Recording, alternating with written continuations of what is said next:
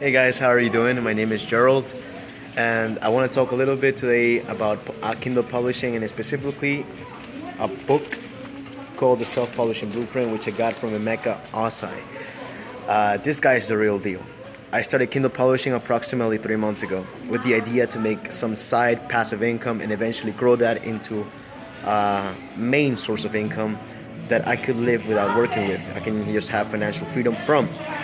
And that was my main motive for starting. I got into a program which was very outdated. I didn't make any money. I wasn't learning, and I looked into YouTube and eventually found this guy over here and chatted with him on Facebook, got into his program, got the book, and let me tell you, the results have been amazing. My sales in my books that I had basically no sales at all have gone up exponentially.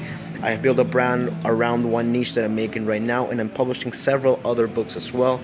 The tactics he will teach you are the real deal, are what should you be doing right now in 2018 to produce results and to make passive income online.